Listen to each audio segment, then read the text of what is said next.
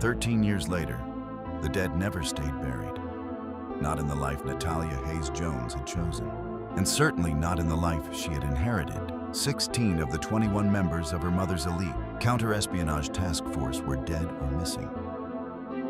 On paper, their fates were scattered across reports of accidents, illnesses, suicides, operational mishaps. Natalia knew better. Someone was finishing what started the night her mother died.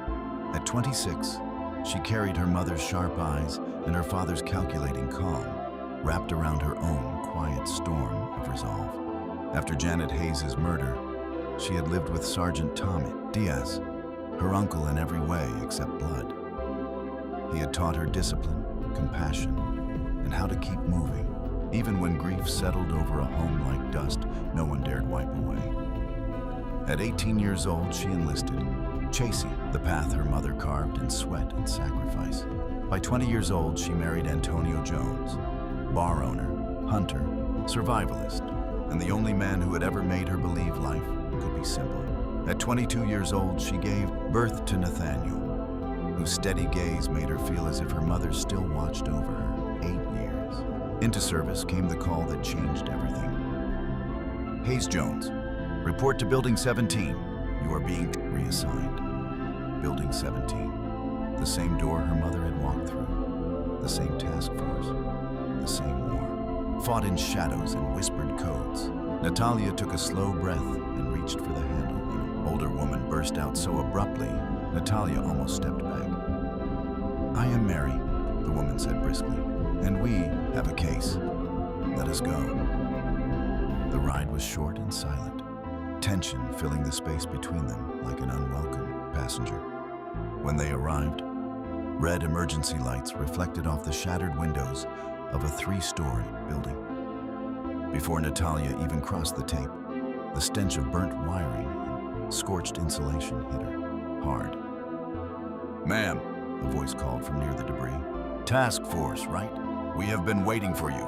Natalia ducked under the tape and moved toward what had once been Stacy Billow's apartment.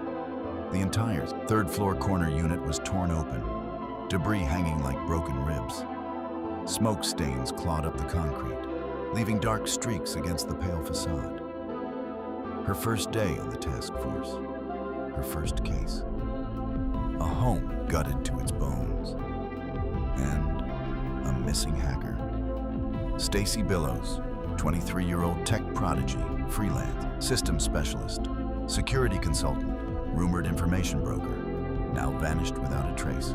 No body, no accelerants, no forced entry, just an impossible explosion and a trail of questions.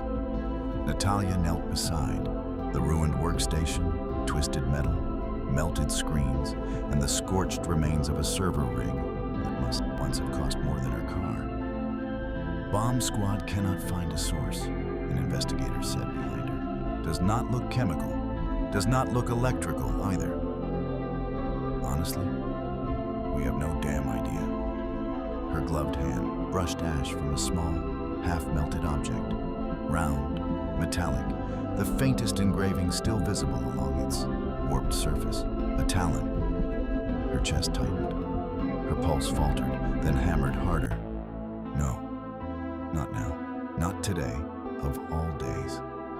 She rose slowly, the fragment enclosed in her fist. Madam? The investigator asked, carefully. You all right? Natalia didn't answer right away. When she finally spoke, her voice was steady. Steel. Get me everything you have on Stacy Billows. Every contact, every contract, every alias. And the cause of the explosion?